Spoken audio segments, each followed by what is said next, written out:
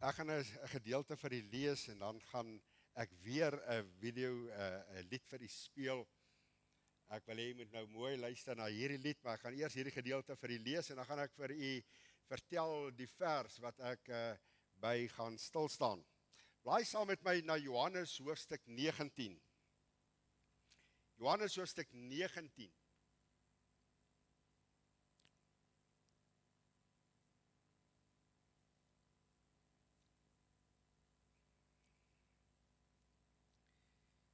Johannes 19, ek gaan van vers 41, my teksvers vir u voorhou.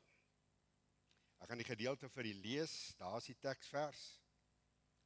Die Bybel sê in vers 41, en daar was op die plek, op watter plek?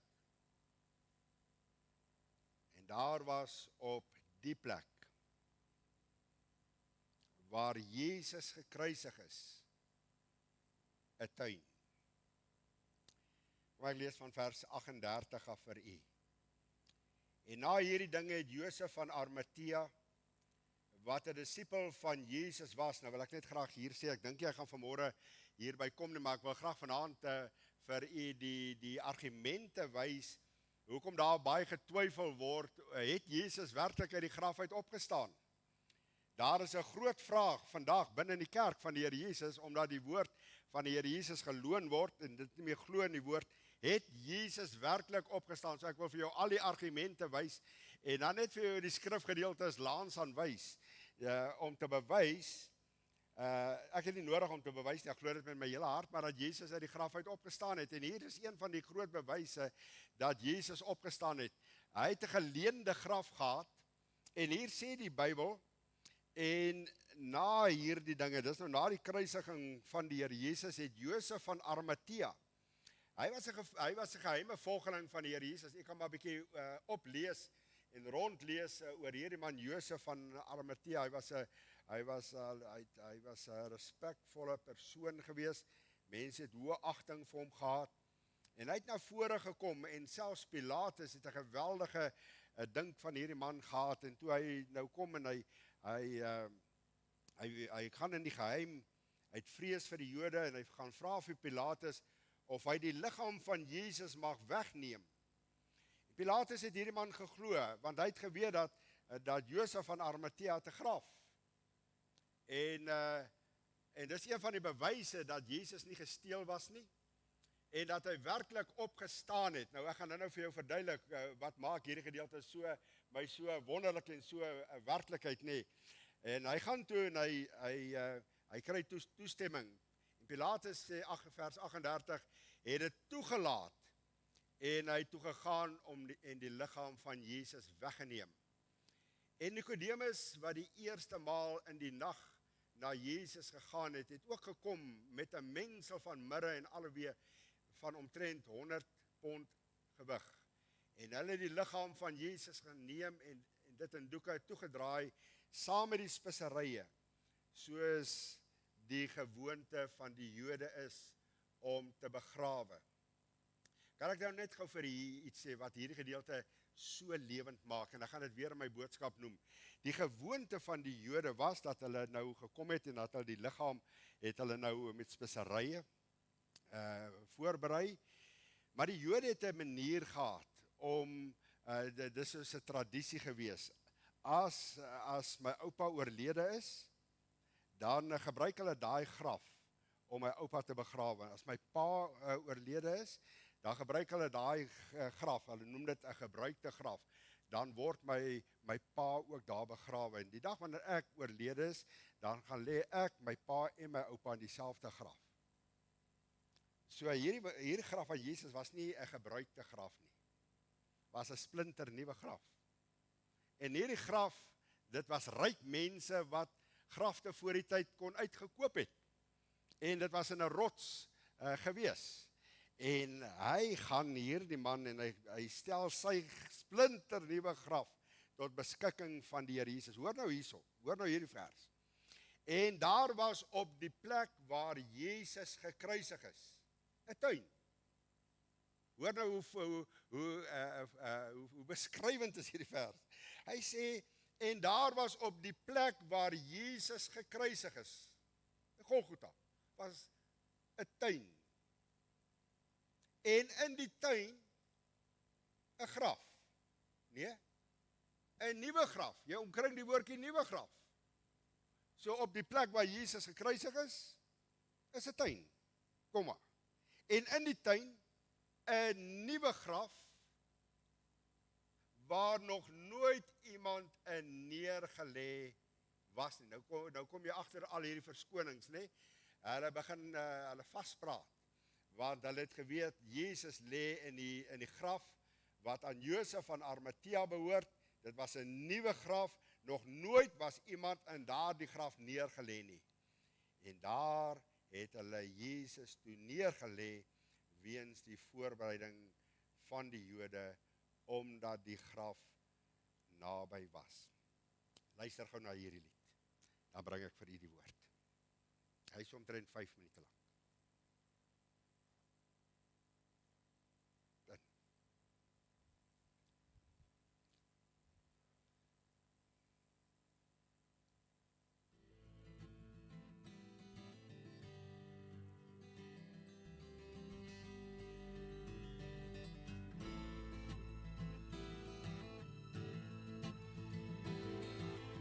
And doors were barred, and all the windows fastened down.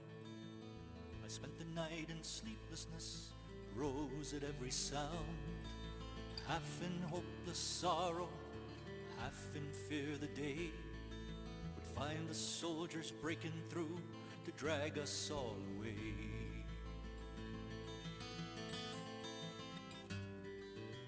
Just before the sunrise, I heard something at the wall. The gate began to rattle, a voice began to call.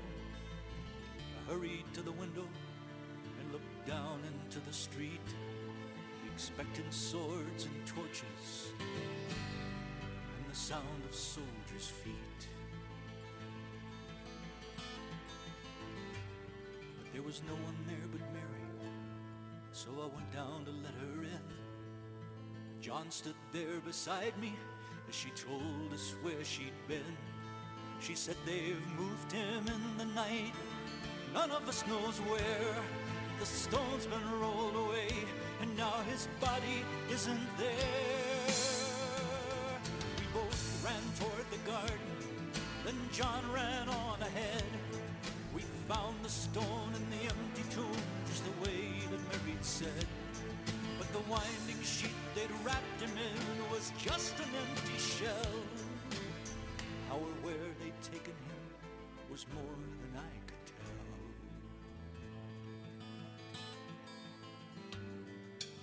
Something strange had happened there, but just what I didn't know.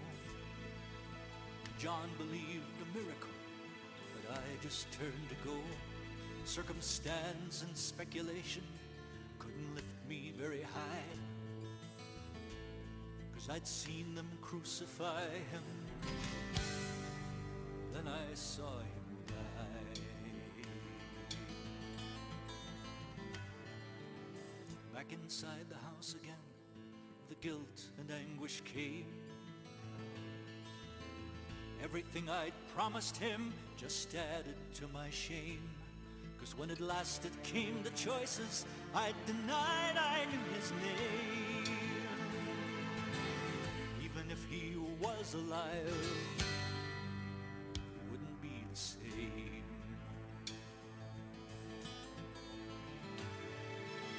Suddenly the air was filled with strange and sweet perfume. Light that came from everywhere drove shadows from the room. Jesus stood before me with his arms held open wide. I fell down on my knees and just clung to him and cried.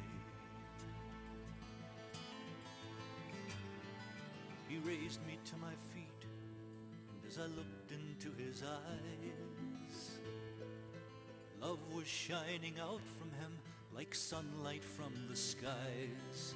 Guilt and my confusion disappeared in sweet release. And every fear I'd ever had just melted into peace.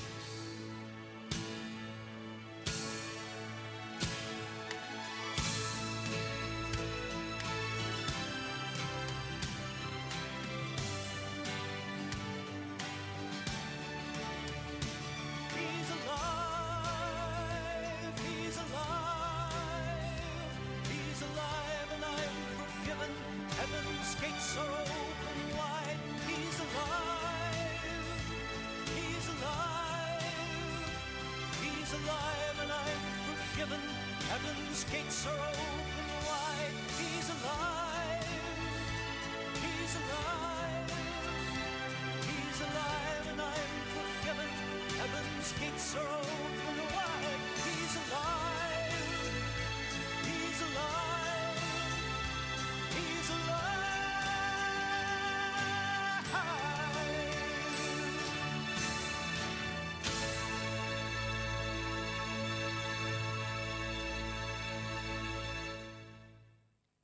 Wonderlik nie. Gemeente, glo jy dit dat Jesus opgestaan het? Wys vir my. Glo jy dit? Wonderlike gedagte. Jesus het uit die graf uit opgestaan. Sondagmôre, die eerste dag van die week, herinner ons daaraan. Groot, wonderlike gedagte. Ek wil graag vanmôre met u praat oor hierdie teksvers. Ek gaan baie feite vir u deurgee, so jy moet my toelaat om nou en dan terug te draai op die bord, om net die bewoording reg te kry elke keer, want daar's baie dinge wat ek vanmôre vir u wil sê. Die Here het my hart so kom seën, terwyl ek voorberei het, en terwyl ek besig was met hierdie woord, en die Heilige Gees het hierdie gedeelte my so kom oopbreek. En die vers sê, en daar was op die plek, daai plek waar Jesus gekruisig is, 'n tuin. En baie interessant, en hy sê, in daardie tuin, 'n nuwe graf. Nou die hele evangelie van Jesus Christus kan in net 5 woorde opgesom word. As ek nou vanmôre vir u moet vra, sê gou vir my, som die evangelie vir my op, die hele evangelie boodskap, die hele heilsplan van God, som dit vir my in 5 woorde op. Wat sal u sê? As ek nou hier by Johan moet begin en ek moet so deurgaan deur elkeen, en u moet nou vir my sê, wat sal u sê sal daai 5 woorde wees? Kan ek dit gou vir u wys? Die 5 belangrike woorde in die hele evangelie is hierdie woorde. Jesus het vir my gesterf. Ja, ons kan dit sê, ek weet dat die Here vir daai persoon gesterf en vir daai persoon gesterf en vir daai. Hoor gou mooi, maak gou so, voordat ons verder gaan. Sê, die evangelie sê, die boodskap van die evangelie, Jesus het vir, sê dit daar, Jesus het vir, los jou man, los jou vrou, wanneer dit die woord gebruik my, dan raak dit persoonlik, dan is dit daar waar ek die evangelie van Jesus Christus myne maak. Nou wil ek net vir julle so 'n inleiding gee, om hierdie waarheid vir u te illustreer.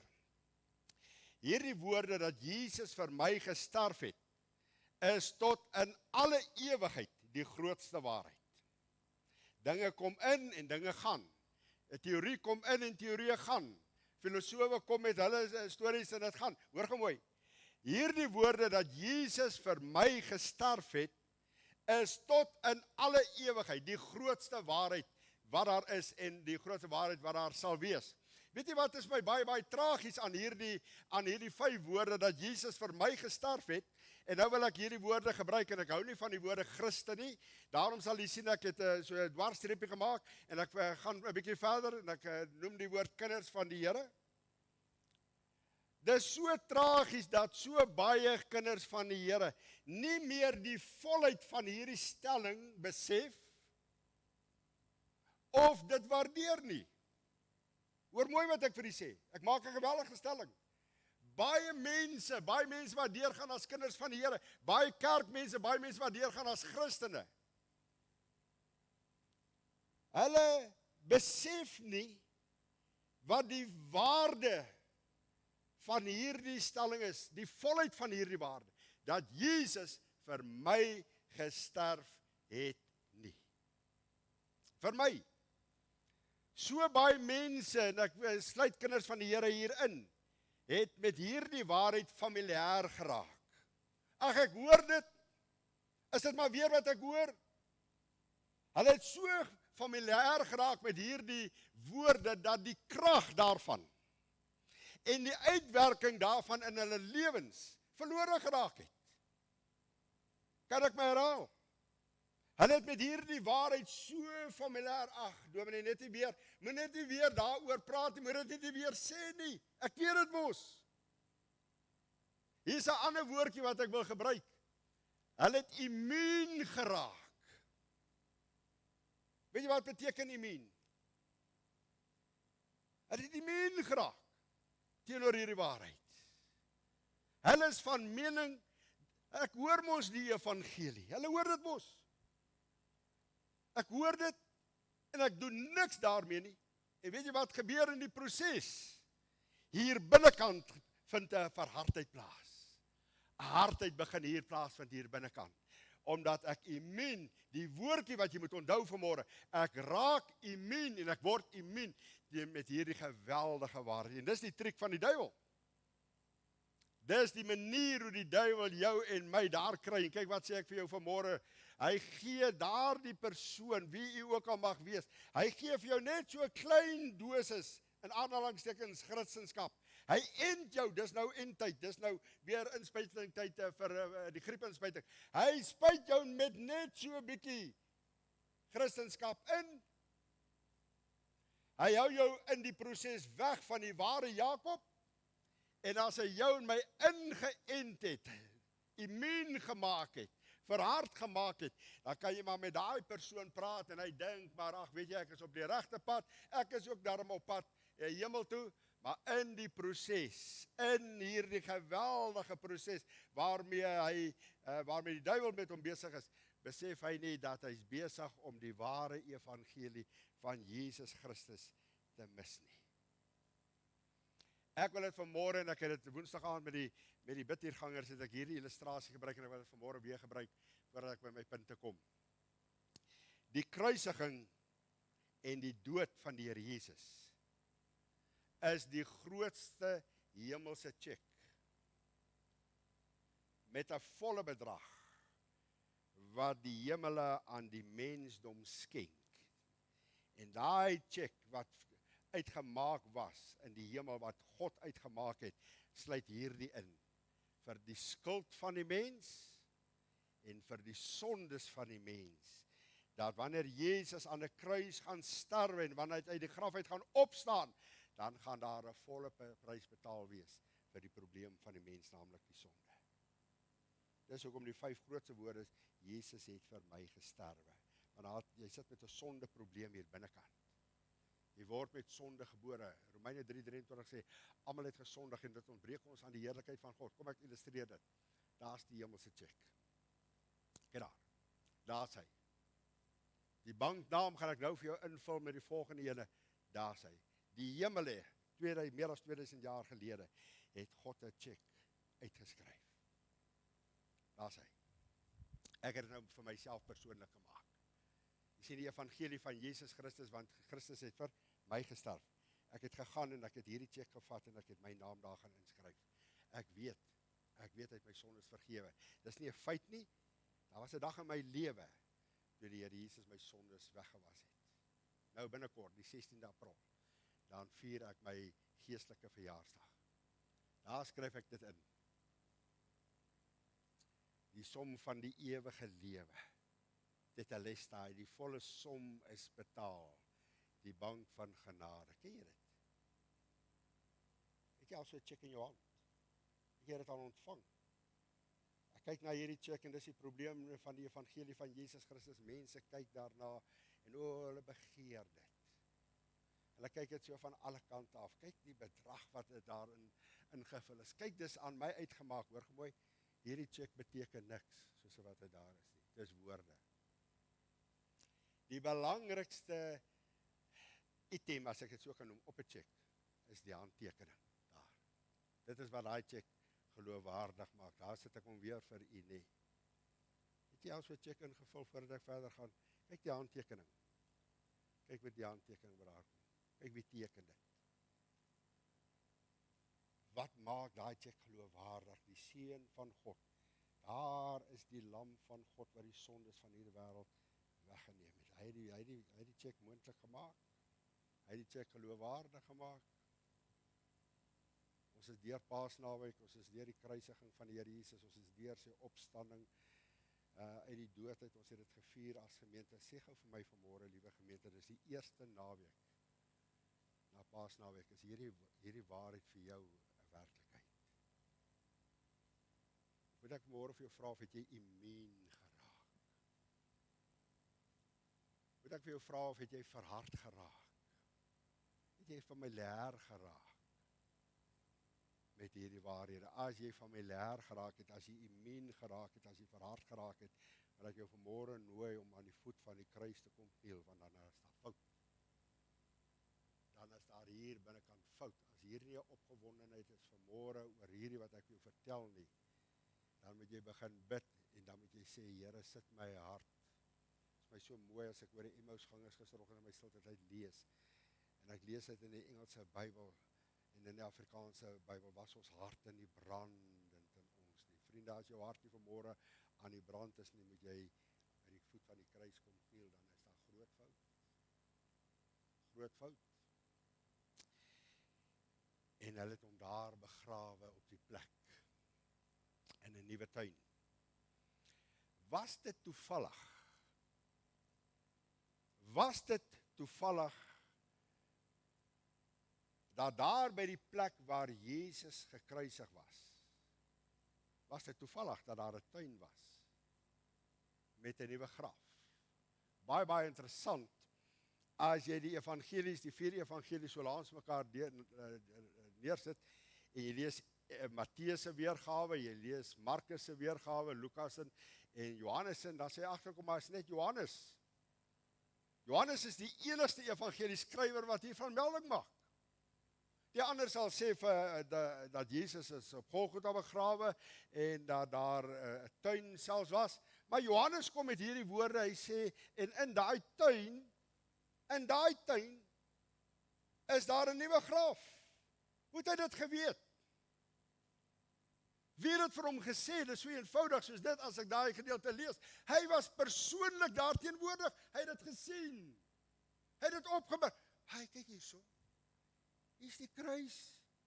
Hier's die tuin. Hierdie graf is 'n nuwe graf. Hier was nog nooit iemand ingelê nie. En hy maak melding in die evangelie van Johannes. En daai woordjie nuwe graf, wil ek vanmôre 'n bietjie met jou oor praat, 'n paar gedagtes met jou deel. Hoekom sê Johannes dat Jesus is in 'n nuwe graf begrawe? Nou wil ek dit weer sê, ek het dit in my skriflesing al reeds vir u gesê, dat volgens Joodse gebruik was die tradisie gewees dat families oor geslagte heen in dieselfde graf begrawe was. En wanneer dit by Johannes kom en hy maak daarvan melding, dan sê hy dat Jesus is nie in 'n gebruikte graf, in 'n reeds gebruikte graf. Daar was al iemand daar en hulle het nou net daai persoon uitgehaal terwyl van die Here Jesus nie. Nee, hy sê nog nooit voor die Here Jesus het daar iemand gelê nie. So hy gaan die heel eerste een wees wat daar gaan lê. Daarom maak hy dit daarvan melding dat hy die eerste en waarskynlik ook die enigste een gaan wees wat ooit in daardie graf gelê het. Hy maak melding daarvan. Hy sê hy's die enigste een wat hier is, die eerste een, en waarskynlik ook die, wat ons lees, nooit weer, nêrens maak die Bybel ooit weer daarvan melding, dat selfs Josef van Arimatea het daardie graf weer gebruik nie. So daardie graf het hy, en dis hoe die Heilige Gees van God werk, lang alreeds in Josef van Arimatea se hart gewerk en sê, Josef, koop daai graf. Dis ryk manne wat daai so 'n plek gehad het. Koop hom. Ek het hom nodig. Dan gaan 'n oomblik kom wanneer ek gaan vra, stel hom net tot my beskikking, sê die Here vir Josef, die Heilige Gees. En Josef kom daardie dag, hy kry daai gevoel hier in sy hart, terwyl Jesus nog aan die kruis hang. Kom die Heilige Gees van God en hy sê, Josef, ek het jou graf nodig. Ek wil hom net vir 'n oomblik leen. Dit gaan nie lank wees nie. Dit gaan maar vir 'n paar uur wees. Dan is dit weer joune, maar leen net vir daardie graf. Hoekom sê ek daai woorde vir u? Hoekom? sodat vir u en vir my en vir teologiese klasse vandag daar geen onsekerheid kan wees oor presies wie uit daardie graf opgestaan het nie. Daarom sê die Bybel, Josef van Arimatea het gegaan na Pilatus toe en hy het vir hom gevra. Pilatus het vir Josef van Arimatea geken en hy sê, hoor jy die gesprek? Pilatus, gee my die liggaam van die Here Jesus. Julle hoef hom nie af te haal nie, ons gaan hom self afhaal. En hy het die liggaam van die Here Jesus gevat en hulle het hom gebalsam, hulle het ons speserye en hy het toegesien dat Jesus, sodat daar nie vir jou en my vandag onsekerheid is, het Jesus opgestaan of het hy nie? Of wie was in daardie graf, of wie was, hoor ek mooi, Jesus het in die graf van Josef van Arimatea gelê en hy het uit daardie graf uit opgestaan. As ons nou 'n charismatiese kerk was, het iemand amen gesê. Is jy bly daaroor? Jesus het opgestaan. Hy was 'n paar uur in 'n geleende graf. Leen hom net vir my. Stel hom net op my beskikking, Josef. Jy gaan hom terugkry. Daar was net een lijk in 'n nuwe rots. Verskoon my daai woord, dit was my swaar om te tik. Ek wil jou die prentjie gee, hy was dood. Daar was net een lijk in 'n nuwe rotsgraf. En daardie Sondagmôre, 'n paar uur, hy's neergelê. Die Bybel sê 3 dae daarna het Jesus, hy het dit self gesê, sou hy opstaan. Een van die Bybelkommentare, Matthew Henry, 'n baie goeie Bybelkommentaar. Hy sê hierdie woorde, hy het dit so gepas gesê, as dit kom by die nuwe graf. Daai woorde wat Johannes sê, he who was born from a virgin womb must rise from a virgin womb. Is dit nie wonderlik nie? Is dit nie wonderlik nie? Maria, sy was 'n maagd. Sy het nog nooit 'n kind in die lewe gebring nie. Sy is bevrug deur die Heilige Gees. Sy stel haar liggaam, hoor gemooi, tot God se beskikking. En Jesus word gebore. Josef van Arimatea kom, en hy het 'n graf. Hy het hom al lankal, Here, hier is my graf. Nog nooit, hy's nie 'n geleende graf nie, nog nooit het iemand daar gelê nie. Hy gaan die eerste een wees wat daar lê. 3 dae daarna. Toe staan hy die graf uit 'n geleende graf. Kenmerkend van hierdie graf, jy moet hom lees, 'n nuwe graf, maar 'n geleende graf. Dis 'n kenmerk van hierdie graf van Jesus. Geleen. As ek na die lewe van die Here Jesus kyk uit die 4 evangelies uit, dan alles wat die Here Jesus gehad het, was geleen. Jy het dit al opgemerk as jy iets lees oor die Here Jesus. Hy moes baie keer dinge leen. Niks was sy eie nie. Hy is van die hemel af gestuur vir 'n sekere doel, vir 'n sekere tyd. Niks was sy eie nie. Hy was nie materialisties nie. Kan ek vir jou 'n paar voorbeelde noem? Ek dink ek het so 5 voorbeelde hier oor alles wat hy moes geleen het. Per geleentheid toe konfronteer die Fariseërs hom en hy moes hulle antwoord oor belasting. En hulle vra toe, moet ons aan die keiser belasting betaal? Jesus kon nie sy hand in sy sak druk en daar 'n muntstuk uithaal nie. Hy leen by iemand heen. Om die punt te stel, om die punt te maak, om die vraag van die Fariseërs te beantwoord. Hy leen 'n muntstuk, hy het niks van sy eie gehad nie. By geleentheid, toe het hy 'n preekstoel nodig. In Markus 5. En hy kom by Petrus, hy sê, Petrus, leen my jou boot. Ek praat met u oor 'n geleende graf. Hy het niks van sy eie gehad nie. Hy wil 'n preekstoel hê, ek wil die evangelie verkondig aan mense. Petrus, leen my jou boot. Hy maak van daai boot, maak hy 'n preekstoel. 'n Geleende boot om 'n preekstoel te kan hê. Hy het nie 'n slaapplek van sy eie gehad, hy sê in Matteus 8 vers 20 hierdie woorde. Hy sê die jakkals het gate en die voëls van die hemel het neste. Hy sê maar die seun van die mens het geen plek waar hy sy hoof kan neersit nie. Hy telke male, jy kan dit gaan lees, het hy na Lazarus, na Maria se huis toe gegaan, en hulle het gesê, meester, kom slaap hier. Hy het nie eers 'n plekkie van sy eie gehad nie. Aan die einde van sy lewe het hy 'n geleende graf. Toe Jesus hierdie hongerskare sien, 5000 voor hom sit, het hy niks gehad nie. Hy leen by jou seentjie broodjies en visies. Ag seentjie, leen my jou broodjies. Leen my jou visies. Ek wil dit vermeerder, ek gaan vir jou teruggee. O, vriende, wanneer die Here Jesus kom en hy kom sê hierdie woorde, stel dit tot my beskikking. Jy leen dit aan die God van die hemel. Jy leen dit. En hier ou seentjie sit en hy sê, Here, hier is my broodjies. Hier is my visies as een kan gebruik. Dis maar net 5 en dis maar net 2. En die Bybel sê dat 12 mandjies oorgebly. Oor genoeg. Vir elke disipel, daar was 12 disipels. Hulle het met leë mandjies het hulle gegaan. Daai môre het hulle met leë mandjies uit die huis uit gestap en hulle het met vol mandjies teruggekom. Hoor gou mooi. Ek wil vanmôre vir jou die versekering gee, dit wat jy aan die Here Jesus leen, jy sal met 'n vol mandjie terugkom. Dit wat jy tot die Here se beskikking stel, dit wat hy vanmôre, en ek sit in aanhalingstekens by jou leen, gee dit vir my toe, gee dit vir my. Moenie redeneer nie. Ek waarborg vir u, u sal met 'n vol mandjie vanaand huis toe gaan. Matteus 21 moet Jesus Jerusalem binne gaan. Hy het niks, hy het nie eers 'n ryding nie, hy leen. Hy sien daai donkietjie, hy sê vir sy disippels, hy sê, gaan maak daai donkie los. Ek het hom nodig. Hy het 'n eenvoudige donkie, hy het dit eers van sy eie gehad nie. Die disippels gaan hom maak hom nodig. Hoorie so, hoekom maak julle die donkie nodig? Die Here het hom nodig. Sê nie wonderlik nie. Alles wat hy gehad het was geleen.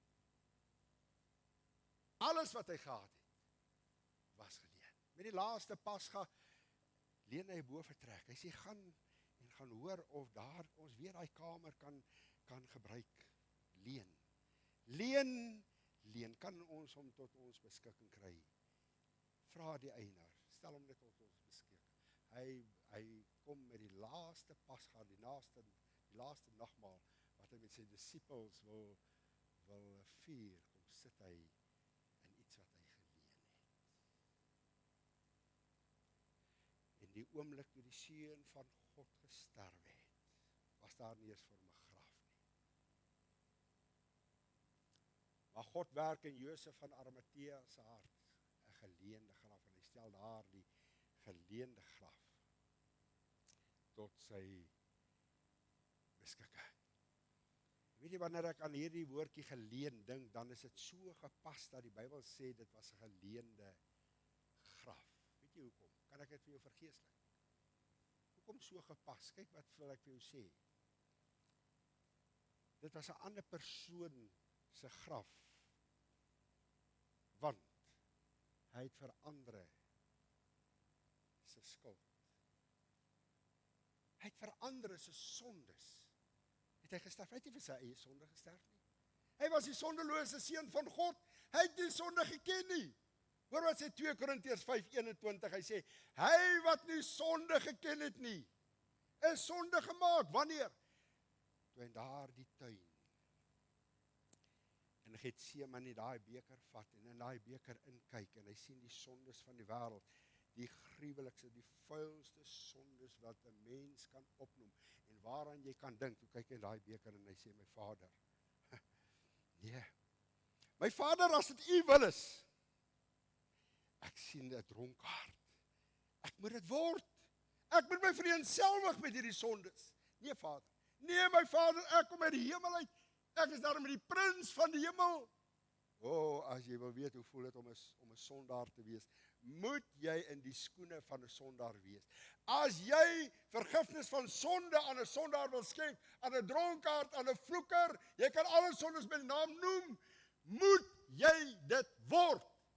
Hy het nie sy eie sonde gehad nie, hy het ander se skuld. Toe Jesus daar die beker drink, toe kry hy my sondes hy kry my skuld is op hom. Ek sien wonder hy het 'n geleende graf gehad nie, want hy moes ander mense se sondes op hom neem. 'n Geleende graf, want sy sonde, die sonde wat hy moes dra, was nie sy sonde nie. Geleende sonde. Jou en my. Wat is die 5 belangrikste woorde? Wil jy maar hardop sê, Jesus het my sonde, vir my sonde gesterf. Hy het my sonde, sê vanmôre, sit daar sê, hy het my sonde, dis hoekom hy 'n geleende graf gehad het, want dis my sonde, is daai geleende sonde wat op hom neergekom het. 'n Geleende graf. Hy het geen oortreding gehad. Hy het geen sonde gehad. Hy het geen skuld op hom van sy eie gehad nie. Kan jy dit dink? My seun, as jy die verlosser van die wêreld wil wees, dan moet jy daar die beker drink. En hy kyk weer in daai beker en hy proe dit. Die oomblik toe hy die eerste sluk vat, word hy dit. Toe identifiseer hy hom met die wêreld. Dis geen wonder dat Johannes 3:16 sê, want so lief het God die wêreld gehad, dat hy sy eniggebore seun. Weet jy hoe haat God sonde? Weet jy hoe haat hy dit? Kan jy dink wat in die hart van God die Vader gebeur het daai oomblik, toe sy seun sonde word? Die Bybel sê, 'n muur, 'n skeidsmuur kom tussen my en God.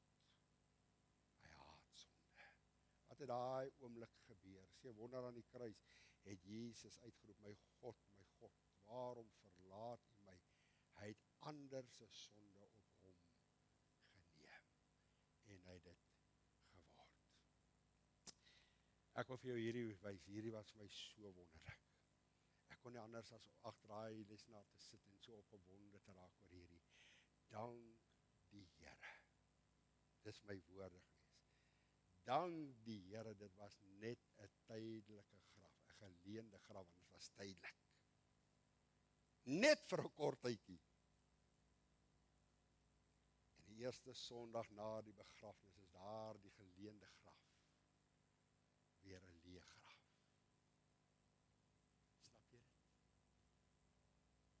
Net 'n geleende graf vir 'n kort tydjie. Na die eerste Sondagmôre, toe Maria by die graf kom en sien dat hy leeg is,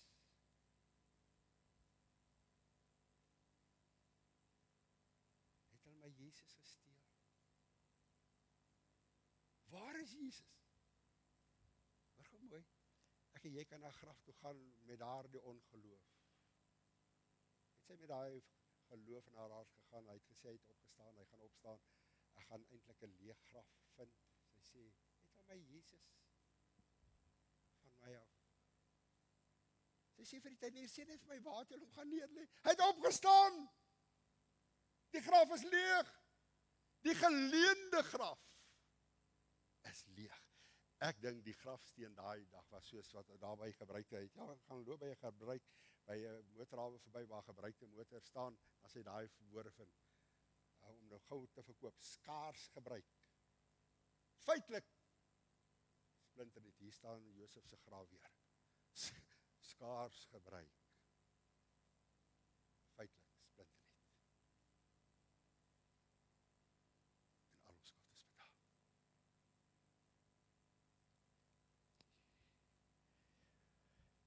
Die graf is leeg. Hy het opgestaan. Ek wil vanaand hierdie vir jou wys.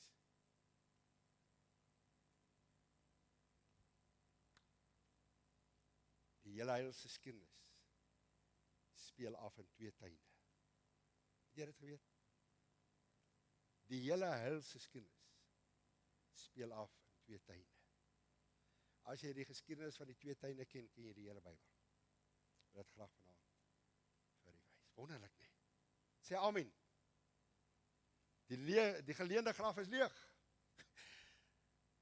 Ek staan so verstomd as ek voorberei, ek staan op, dan sê ek, Here, hierdie waarhede, ek dien nie al hoe lank, En dan snap ek dit net so.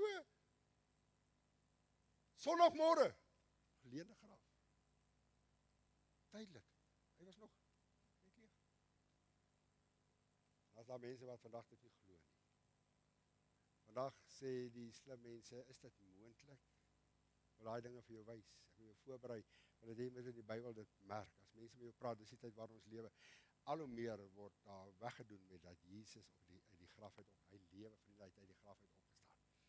Ek het verlede Sondag het ek afgesluit met 'n lied. U wat dit nie gehoor het nie.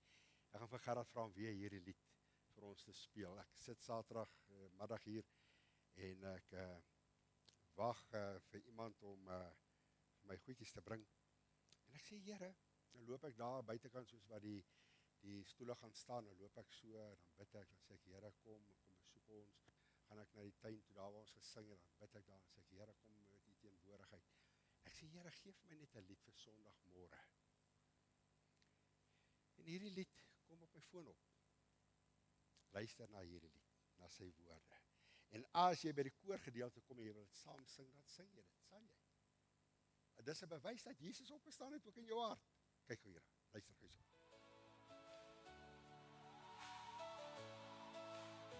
Oh, yeah.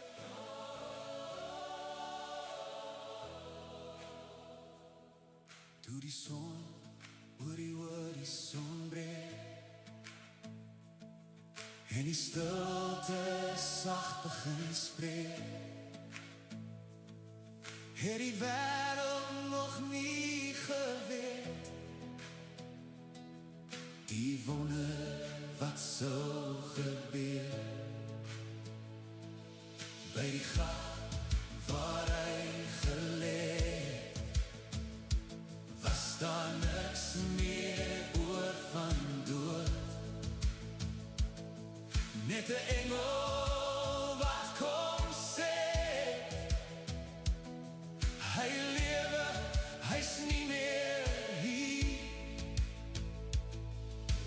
Hoop het weer begin asemhaal. Lig het deur die donker gestraal. Die graf is leeg, die koning leef, die klip is weg, die dood bewe. Hy het oorwin, hy het alles gegee. Jesus leef, vir altyd leef.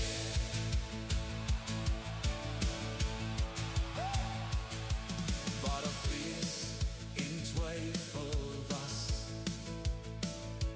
bring hy vrede wat bly vas. Elke hart wat hom nou soek, sal sy liefde altyd voel. En sy hand reik steeds vandag na elke siel wat hoop verlang. Hy bring lewe, hy bring lig, hy maak alles weer nuut. Genade stroom soos 'n rivier, sy liefde bly vir altyd hier. Die graf is leeg, die koning leef, die klip is weg, die dood bewe. Hy het oorwin, hy het alles gegee. Jesus leef, vir altyd leef. Ons sing halleluja, hy leef. Halleluja, hy leef. Geen dood, geen mag kan omhou nie. Ons koning regeer vir ewig. Die graf is leeg, die koning leef, die klip is weg, die dood bewe. Hy het oorwin, hy het alles gegee. Jesus leef,